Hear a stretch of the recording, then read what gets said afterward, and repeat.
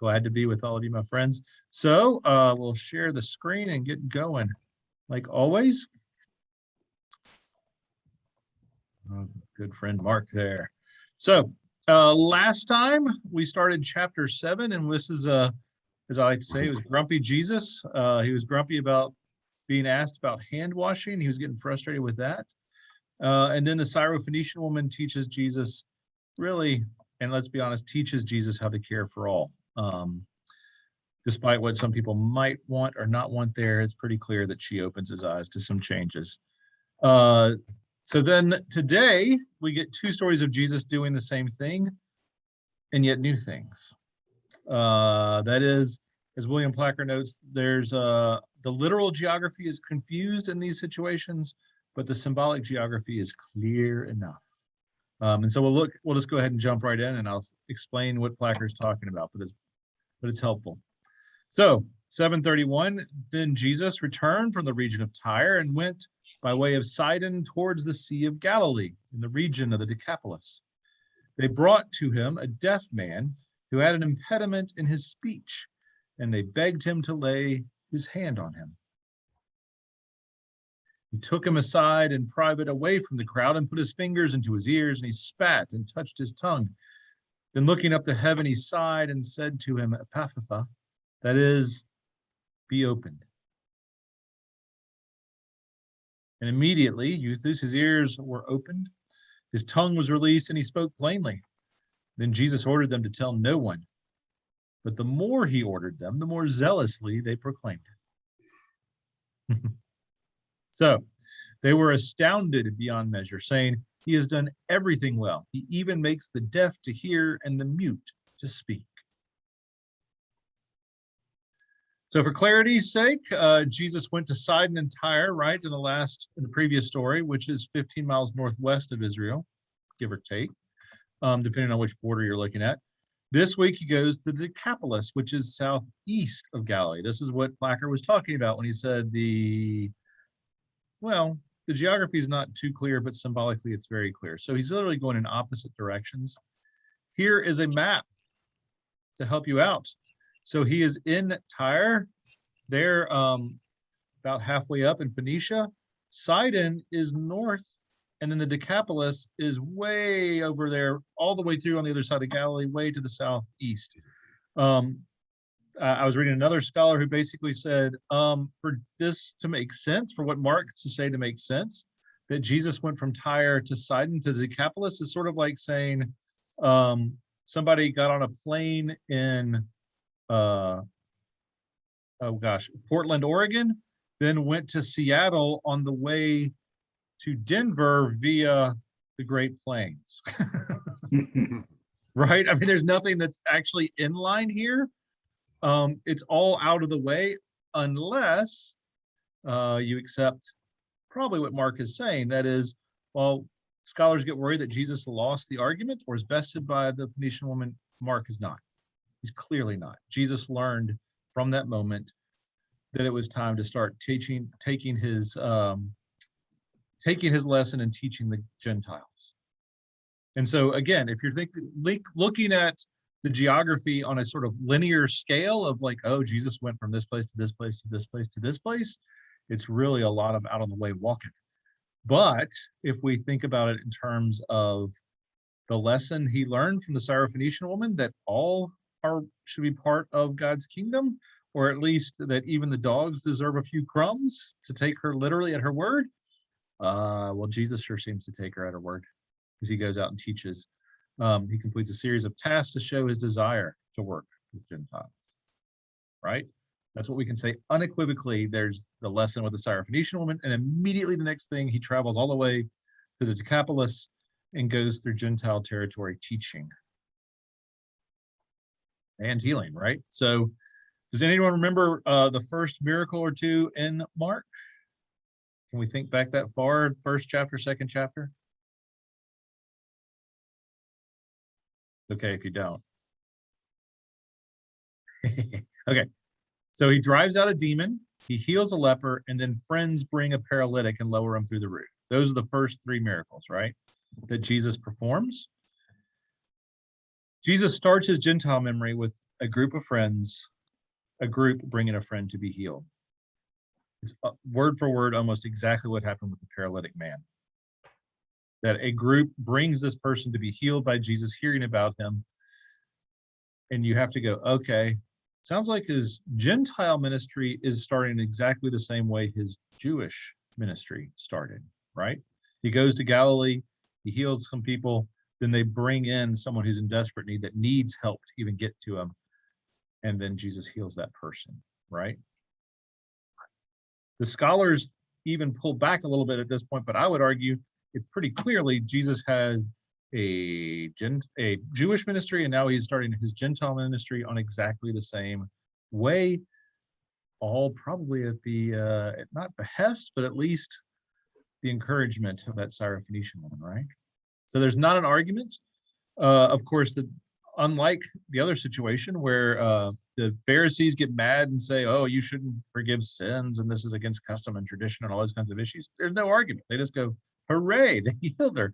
He spits on the ground, which is pretty gross. Let's be honest. It's just gross and unclean, not in a Jewish rule book kind of way, but it's just, I don't want people smearing spit on my face, right? Where anybody else does. But he takes and heals with what is unclean, right? It's almost this very clear inversion. Like, I'm going to take something that's pretty sort of unclean and make someone clean and healed.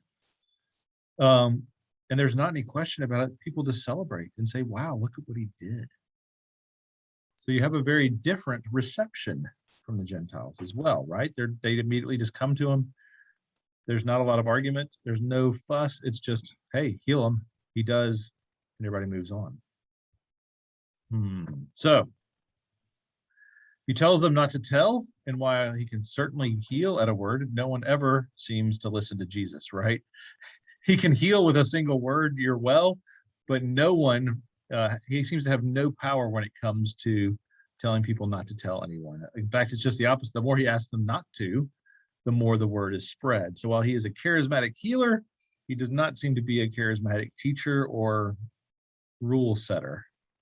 It's almost like that parent that says, don't run out in the street, and someone immediately runs out in the street. You go, what is happening, right? Flacker notes this and then quotes Karl Barth's response to the conundrum. That is, why does Jesus want silence? But at the same time, what is so wonderful that no one can keep silent? Right? This is the sort of back and forth conundrum that we have throughout the Gospel of Mark. And certainly we will explain it away a lot of times and say, oh, it's because Jesus didn't want to be crucified. He didn't want to be revealed as the new Messiah, the Jewish Messiah. But now he's in Gentile territory. Those rules aren't on the table anymore, right? If he says don't tell, it made sense maybe in a Jewish context because he might be proclaimed as the new king of Israel. The Gentiles weren't going to do that. They just wanted healing. So when he says, don't tell anyone, but then they keep going and telling everyone, what does that sort of back and forth mean? To which Karl Barth replied, sometimes it is better to state both sides clearly and leave it all a mystery. That is, Barth says, the ultimate word, however, is not a further thesis, not a synthesis, but just the name Jesus Christ. What Jesus did, that's what happened with Jesus. We can't figure out exactly why it happened that way, but it happened that way. And there's a certain power in that, right? Like there's something so infectious about Jesus, people can't be quiet even if they're told to be quiet. It's an interesting idea. I like it, to be honest, but I like how Barth also is willing to leave it as a mystery and not have to have an explanation for everything, like we often do when we read the text. That is, the combination is just who Jesus is and fully revealed in power, but also fully refusing specific title or claim of power. Right? All right, so that's sort of two things in one. We have a healing of a Gentile, which is celebrated everywhere. What else can we say about Jesus in this passage? What else do we hear or want to talk about? Because it's an interesting, like I said, this is an interesting turn. I think there's a lot to say that Jesus is jumping into very quickly.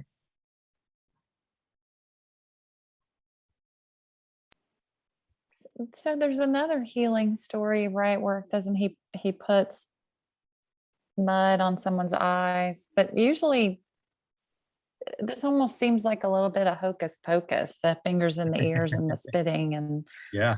Yeah. most of healing stories don't have those details.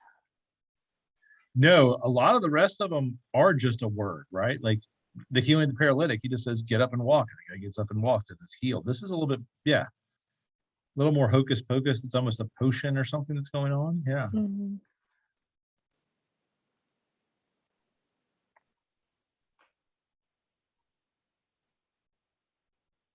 The piece that intrigues me is the and I don't have an answer, is the action when the man is healed. I mean, reading it from the Message, says, then Jesus looked up in prayer, groaned mightily, and commanded, Ephatha, open up. And it happened. I mean, I love and in RSV it says he sighed. So Peterson's interpretation on that is he groaned mightily, but you get this, that it was a dramatic sort of occurrence. Yes. It's the kind of thing that people would go, whoa, but I don't really know what to make of it. But I mean, certainly Mark wants to make that point. He makes the point, but what is he making, right? What point is happening? Is this story different than others in that Jesus took the person he was to heal away from the crowd? Yeah, that's a little different too. There is that sort of separation of almost hiding what he's doing in this case, because most of the time, I mean, there is the moment where he raises Jairus's daughter from the dead, but the family is sort of with him, right? Like it's a smaller group, but it's not completely hidden. But yeah, there's not a lot of times where Jesus sort of does this in secret or in quiet. Usually it's thousands are gathered and they can all see, or hundreds are gathered, or whatever's going on. It's in the midst. And this is it's different in a couple of ways, which, as Mark often does not explain or attempt to explain. We just get it. Right. Why is this in private? Why is he groaning? Why is he spitting and smearing mud? There's lots of these different kinds of things, like of just, okay, huh. He keeps adding to who is this man, is what he does. Okay, he keeps giving us more and more to think about. Yeah.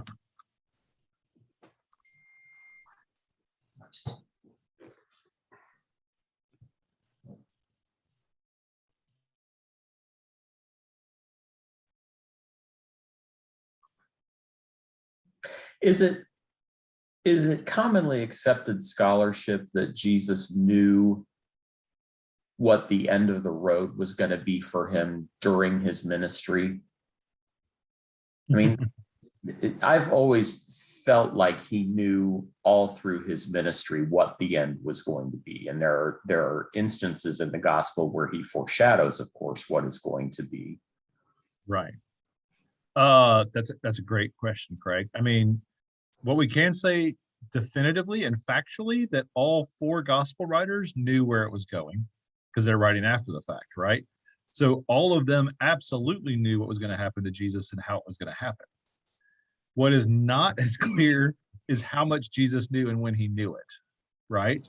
When we talk about Jesus, the human being, the person, like if I was having a conversation, I know nothing about when I would die, or how, or any of that kind of stuff.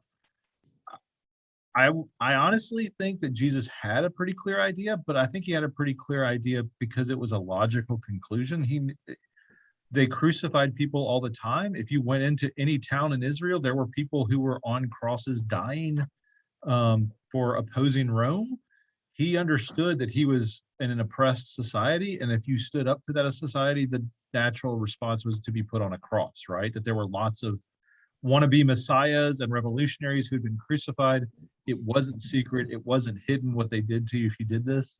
So I think on one level, Jesus probably had a pretty clear understanding, the same way like Martin Luther King knew, right? Like Martin Luther King didn't necessarily know the day he was going to die, But he was clear over and over and over again that there was so much hatred towards his message and what he was trying to say that he would not be surprised at all if he became a martyr for civil rights. Jesus may have known a little bit more than that, but I would give him at least that level of understanding and knowledge because, again, it wasn't a secret. You oppose Rome, they put you on a cross. And Jesus even uses that metaphor, right? To say, like, if you're going to follow me, pick up your cross. You're going to die with me. If you oppose Rome or you oppose the forces of this world, they're going to kill you for it, right? I mean, it's not a hidden moment or an unknown result. The question, I think, then just becomes, did he know exactly when he would die? Did he sort of have that in a certain mindset? When did he know that Peter was going to deny him, or those kinds of things, right? I mean, I don't know. Right. Okay. I mean, y'all are welcome to disagree. That's my logic of it, which is just to sort of play it through. No, and that the distinction is helpful to point out that the gospelers knew because they were writing after the fact, but that doesn't necessarily mean that Jesus knew from the beginning what the end was going to be.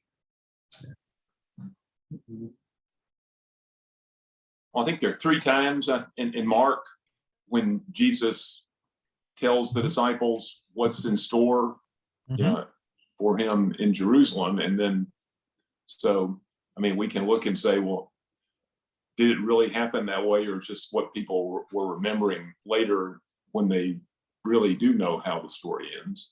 Right.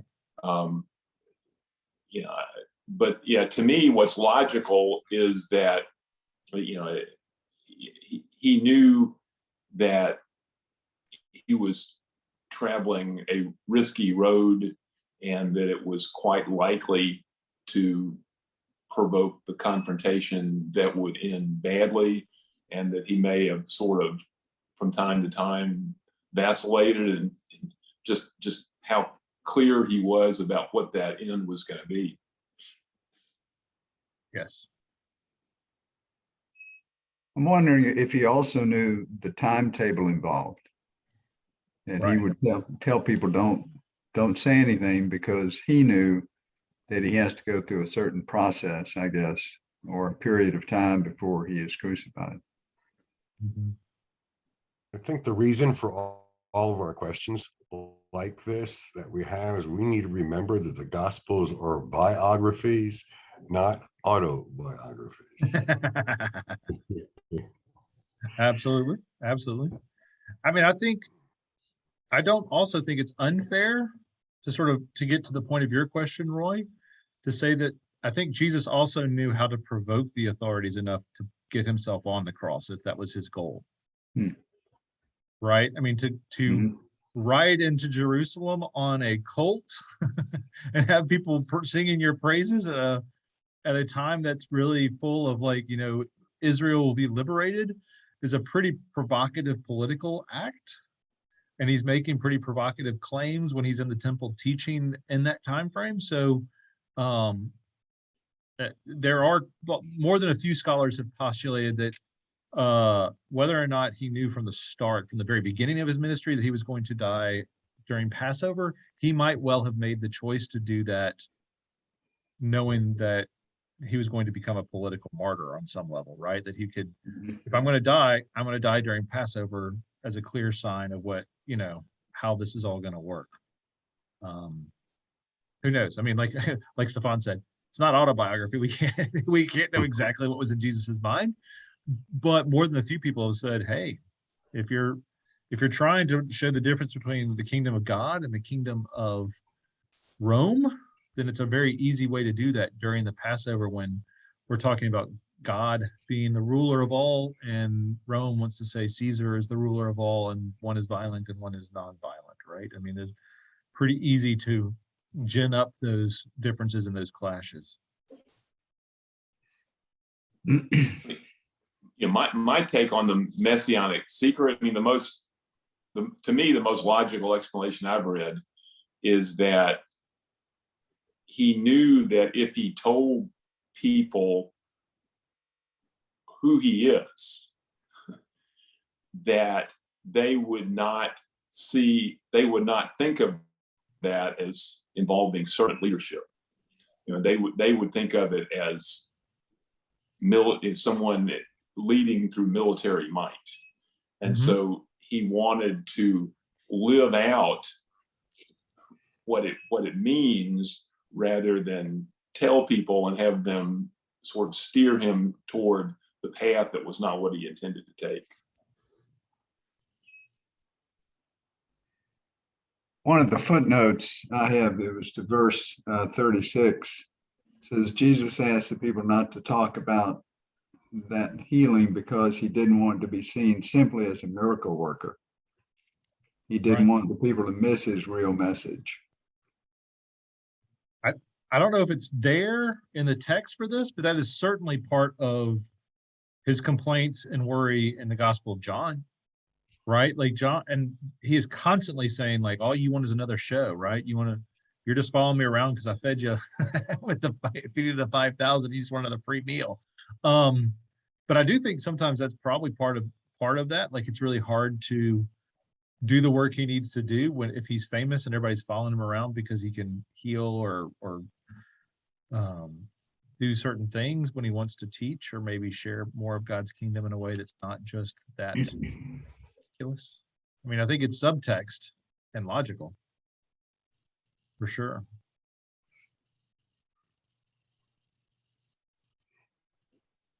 But at the same time, I struggle with this only in the sense that what he's doing, okay, I mean, is the message, okay? He's showing the love and power of God, okay? In these acts of be the healing or whatever, okay? So at least that's how I perceive it. I mean, again, this is all, I think there's multiple layers, right? I think it can be more than one thing at once too. It can be each of these in different varying degrees, and not exclusive of another. I think it's all, like a lot of things in human life, it's complex, right? There's not here is the exact one way Jesus talks about it versus something else, but it can be all of it. It can be all these combined. Yeah. Yeah, scholars would have nothing to talk about if it was that tidy. Yeah. Oh, you'd be amazed at what scholars can wedge themselves into some days. He didn't really mean this. You're like, I think he did. But yeah, okay. But yeah, you're right. You're right. All right, so we'll look at the next, which I think also helps a little bit with some of these questions too, and some of these comments. So this is getting into the 8th chapter now. In those days, when there was again a great crowd without anything to eat, he called his disciples and said to them, I have compassion for the crowd, because they have been with me now for 3 days and have nothing to eat. If I send them away hungry to their homes, they will faint on the way, and some of them have come from a great distance. His disciples replied, how can one feed these people with bread here in the desert? He asked them, how many loaves do you have? They said, 7. Then he ordered the crowd to sit down on the ground, and he took the 7 loaves, and after giving thanks, he broke them and gave them to his disciples to distribute, and they distributed them to the crowd. They had also a few small fish, and after blessing them, he ordered that these too should be distributed. They ate and were filled, and they took up the broken pieces left over 7 baskets full. Now there were about 4,000 people, and he sent them away. And immediately, Euthus, he got into the boat with his disciples and went to the district of Dalmanutha. There we go, Dalmanutha. Which incidentally, they just think they found recently, and it's back on the Jewish side of the Sea of Galilee in the northwest corner, give or take. So, first question scholars and lots of folks asked is, wait, Jesus just fed 5,000 and then 4,000? Why, was he feeding all these people for? Again, geography is the key. Jesus fed 5,000 Jews. This time he is repeating the same miracle for 4,000 Gentiles, right? which makes me truly question the intelligence of the disciples, right? It just happened, like literally the chapter before, not long before period. How can they not remember the same miracle from a week before? And lots of scholars and theologians and people throughout the ages have asked this question. Why on earth, when he says, hey, we need to feed them, they say, well, how can we possibly do that? How can we feed them here in the desert without an ounce of self-knowledge, reflect? So when you have a moment like this, I think we have three options for how to respond. That is, first, the disciples were incredibly stupid. We could say that, right? That'd be one way to say it, which Mark may be trying to tell us this, right? These guys were not bright. They just saw Jesus feed 5,000 people. And now they're surprised that he's going to feed 4,000. That's another level of stupidity, but perhaps that's what Mark is trying to say. Or second, it's intended to also be comedic, right? Like they're almost straw men at that point. You have to just about laugh at them, like, wow, these guys are dull. They don't get anything. They didn't get the first lesson, the second lesson, or the third lesson, and they're so dumb as to be just like laugh out loud funny. If this is being told out loud, then people are probably supposed to laugh at that line. Like, how would I possibly feed people in the desert, which is exact terms we used last time? Where would we find all of this food in a deserted place? Same line. It's supposed to be one that we go, wow, they're amazingly dumb. The third option, to be generous to the to the disciples rather, we need a sarcasm font, right? They could be rolling their eyes, going like, "Gee, Jesus, where would we possibly feed these guys?" I mean, like they could be in on the joke to a certain degree. Like Jesus turns and goes, "Hey, how should I feed these guys?" And they all are sort of like winking their eyes at each other and laughing and going, "Yeah, I wonder how we're going to feed them out here in the desert. Do your thing, bud." It's probably the second or first, how Mark intends it, but it's funny how in any other text, if we were reading a story that was not scripture, we'd be more willing to go to the third than we are because of Holy Scripture. I don't know. We just don't want to believe that somebody can be sarcastic or snarky, even though they're human. And it could well be that as much as anything else. Just thoughts on those poor disciples, those poor fellas. Like I said, Mark tends to want to portray them as pretty stupid, so it's probably one or two, but there's a possibility for three. You could read it that way if you want to have fun with it all.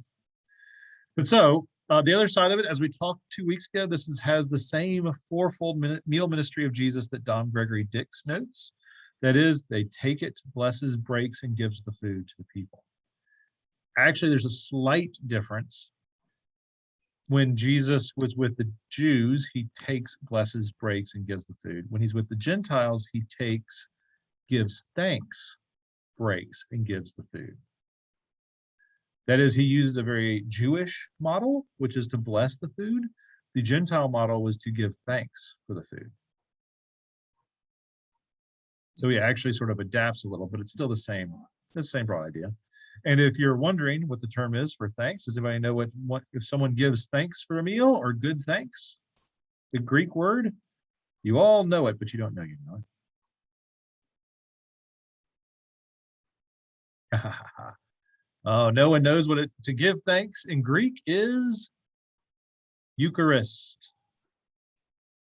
Eucharisto is I give good thanks or good thanksgiving. This is our great Thanksgiving, right? Eucharisto. So he takes it, Eucharist, breaks, and gives the food. So literally in the Greek, it is Eucharist. The revolution is that Jesus is feeding the Goy, the Goyim, the nations, the Gentiles, right? In Hebrew, it's Goy or Goyim. So there you go. This is the revolution this time, as while this fourfold ministry was done for Jews and sort of the insiders last time, this is explicitly, clearly, and absolutely the outsiders being fed. The literal outsiders, the nations, the people who are outside of Israel, both physically and theologically, right? So Dom Gregory Dix wanted to prove a certain pattern, but wasn't willing to note that it now includes those outside of Israel. And whoop, Sorry, Dom. I know you want that to be the case, but this is the greatest challenge to those who want communion to be purely for the insider or the faithful or the perfect. Jesus explicitly goes to the other side of the lake and feeds the outsider, right? We can't miss that. And we can't miss that it literally uses that term that we all know, Eucharist, very clearly to say it, right? He celebrates a Eucharist with them. He gives thanks and gives them the bread. So now the trickier part's nothing too profoundly tricky, but it is a little tricky.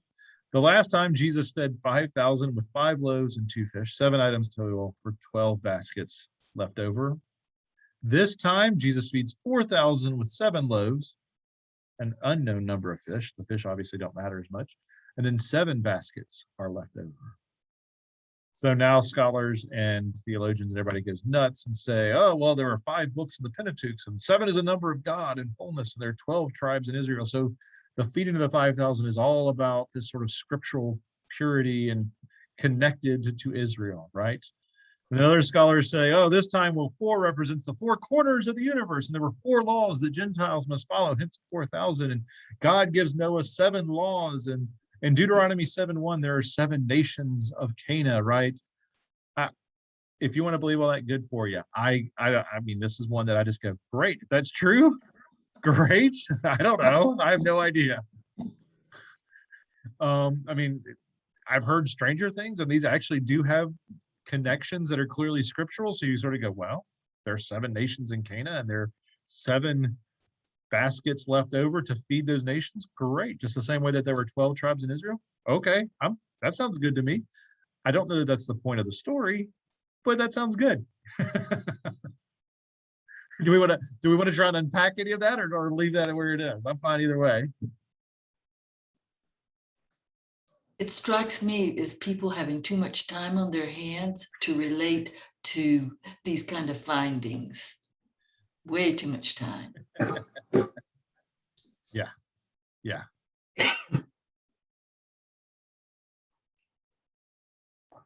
So maybe there are.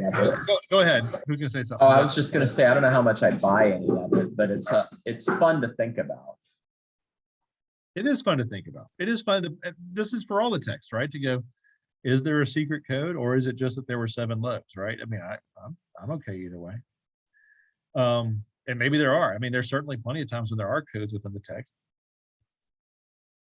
But I think it just reinforces, even if they are codes, they all point to the same thing, which is the theologically profound point where we started, right? Which is the Syrophoenician woman helped Jesus realize that the Gentiles were part of his ministry in the world, and then he went and did it. Right? And I think we have to draw that through line. Why do we have to draw that through line? Here's why. No one gives a woman the respect she is due in the text. We don't give Mary Magdalene the respect she's due for being the first to witness the resurrection. We don't give the Syrophoenician woman the due, but Mark is clearly willing to give it to her by the way he tells the story, right? Luke won't even tell the story of the Syrophoenician woman. He finds it so troubling, he just cuts it out.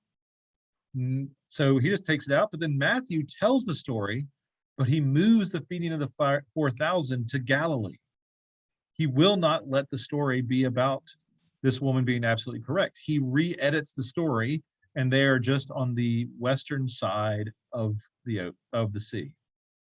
Intentionally moves it, which makes you, for me, that's proof that if Mark wrote it first, which we think he did, and he most likely did, if Mark wrote it first and has this very clear story where Jesus goes to Gentiles and teaches and heals and feeds, that Matthew and Luke did not like that application. They did not want it to be something that Jesus learned. So much so Luke removes the whole story. In Matthew, well, I'm just going to edit that part out where, sure, Jesus learned from the woman, but he kept doing his own ministry, not immediately went out and did something about it. Because you want to talk about reinforcing something, that reinforces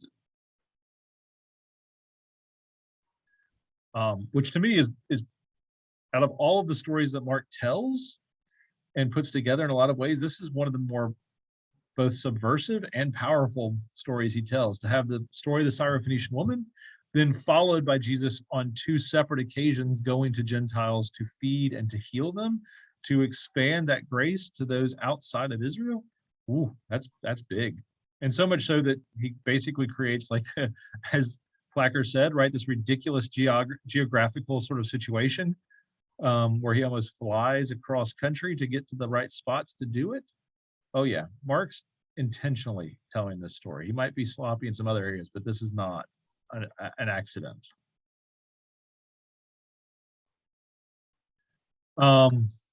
So in other words, Mark specifically makes a geography notation that Jesus is with the Gentiles and learns from the woman. So while Matthew strips out Jesus' ministry to the Decapolis, another goy, I don't think it's an accident. I think it's intentional. Thoughts before we turn to the next point? That's certainly I think that's the biggest part of the story, and quite frankly, the most revolutionary part of both the feeding of the 4,000 and the healing of the deaf man. Bill, is there any way that we know through reading of the text whether or not the disciples were in fact on board with dealing with Gentiles? It's hard to know either way. We certainly don't get a point where they say this is awful and why are we here, right? They don't reject it. We just get more of an idea that they are just sort of guys who follow wherever Jesus goes. And if Jesus goes to the Gentiles and they go, all right, boss, if you say so. But I don't know if we get a clear thumbs up or thumbs down. We just have sort of quirky moments like this, or like when in the Gospel of John, when he goes and visits the Samaritan woman, right, who is technically also outside of Israel on some level, theologically. All of those are sort of different turns, but not anything explicitly that says this is the best or this is the worst idea. I guess the closest we might get is in Acts when they finally have a debate in the early church about what Paul's doing, and is the message for Gentiles to become Jews, or is it for Gentiles to do something new? And James, the brother of Jesus, says, well, maybe this is something new and we need to support something new. If God is against it, who can be, if God is for it, who can be against it, kind of issue. So we get affirmation there, but I guess we might say, obviously, that it had not been decided completely before then, because why would they record it if they'd already decided it, right? Like, there's this big debate about what are they going to do, and specifically, will the Gentiles have to be circumcised and live into the law of Moses? And they're all going back and forth. That's this big seminal moment in the life of the church to say, no, they don't have to be circumcised. This is something new God is doing, and we're going to support Paul and send out more people to do it. So yeah, it's probably as close as we get. Thanks.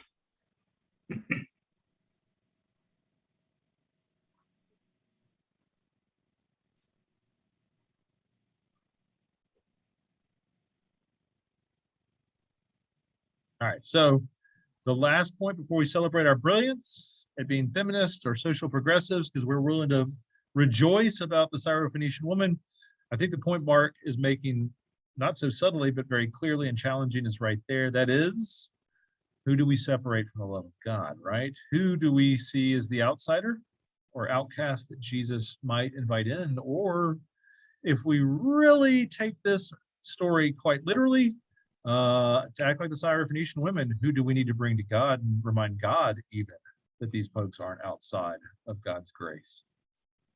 Because that's what the Syrophoenician woman ultimately does. It's not just that she says, oh, here's a barrier and we should go help those people. She's outside of it herself and says, no, I deserve it too. I deserve God's love and grace too. So that's one of those we'll take from, if that's the scriptural witness, then how do we in turn say and do the same thing? How do we be faithful in that same way as the Syrophoenician woman to make sure the doors are open for God's love for all? Obviously a rhetorical question, but it is the challenge.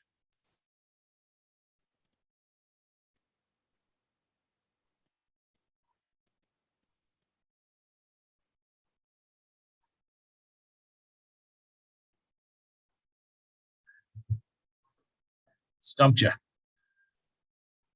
All right.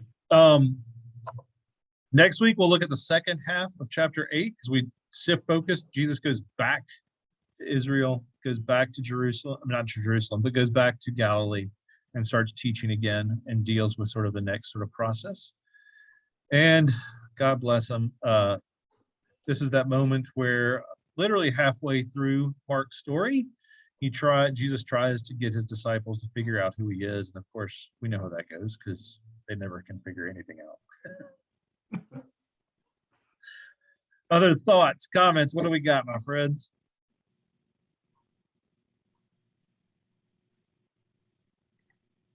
I just listened to the chapter 5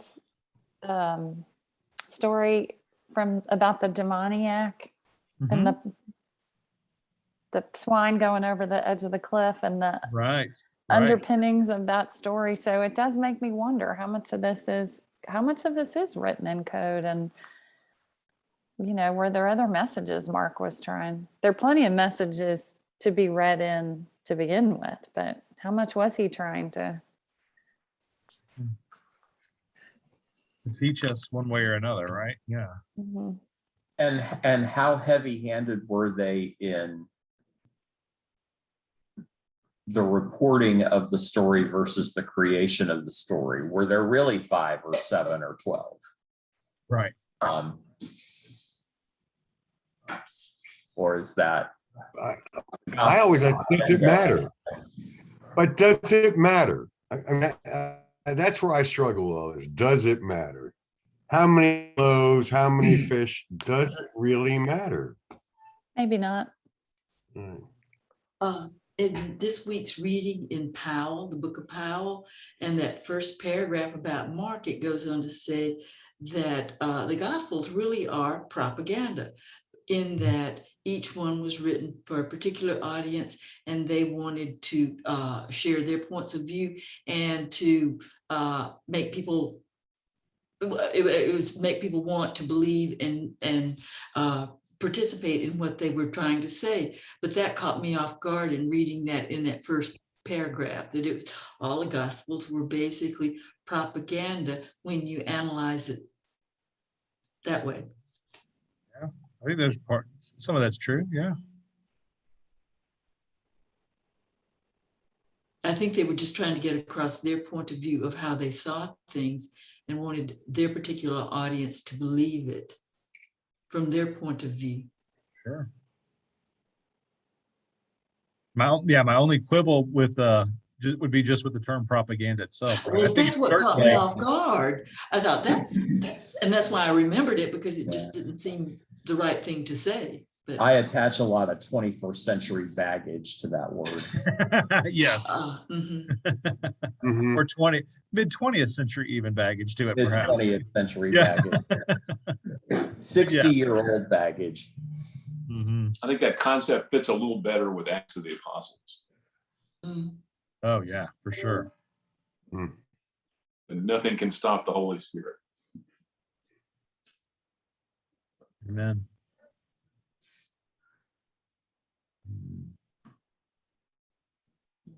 Well, all right, my friends, good stuff.